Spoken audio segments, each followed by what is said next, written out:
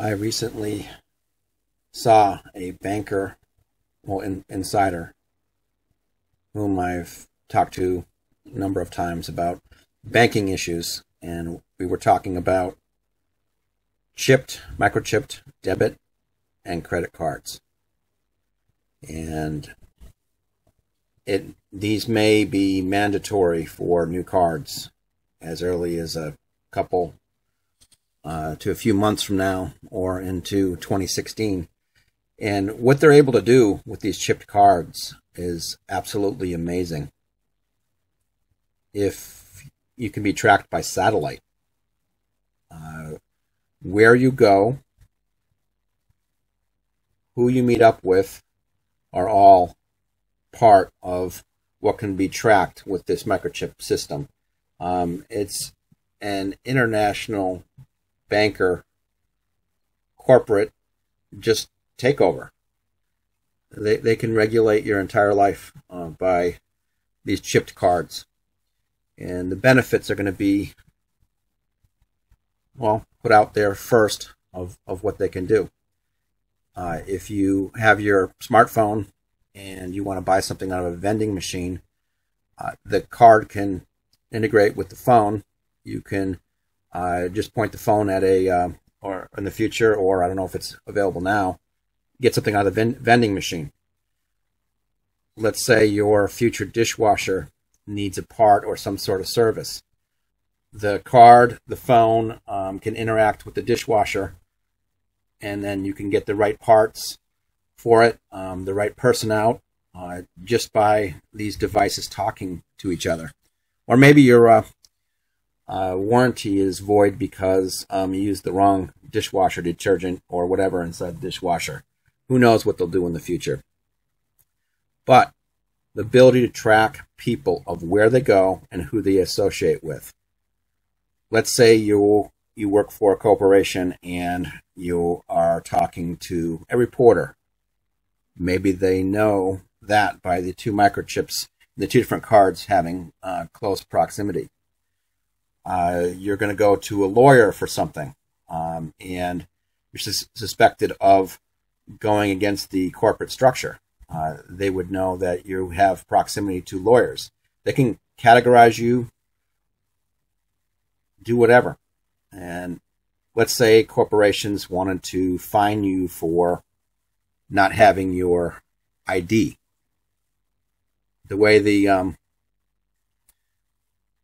you're a contractor for the corporations, a lot of them are making their own rules where you can be fined $300 not having your ID with you.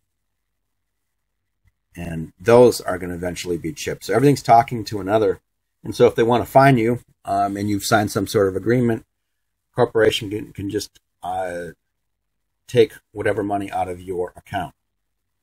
If in the future the corporate or banking structure wants to charge you for being married, for dating, for just about anything, they can tax you for dating. Not saying they're doing that now, but it's amazing if you are paying attention and talking to these people and hear some of their, what they're talking about doing, some of the real creepy stuff that they're doing. Speaking of creepy stuff, I went to Jekyll Island as a kid. With family. My father, Monsanto Executive, thought I didn't know why he was going there, and then he had a little clandestine meeting there. It's like a pilgrimage where a lot of the biggest shits in the history of the world go, including in, let's look here, 1910. Senator Nelson W. Aldrich and Assistant Secretary of the U.S. Treasury Department, A. Piatt Andrew, and 5 of the country's leading financiers, Frank Vanderlip, Henry P. Davidson, Charles D. Norton, Benjamin Strong, and Paul Warburg, they conspired for the Federal Reserve System. It's a central bank. It's not a bank. It's not federal. It's just an international conspiracy to rip us all off and make one world government. And it's been planned and step by step from then. We have the TPP and all that stuff being secretly done over this weekend. Thank your elected officials for what they're doing. Let's get back to what my father went there. Had some sort of meeting. We as a family were off to the side. And a lot of these corporate executives that are high up, it's one of the places that they go to. Celebrate the ripping off of the world. The corporate screw job, international bankers. Well, anyway, we're all going to get it. And these, like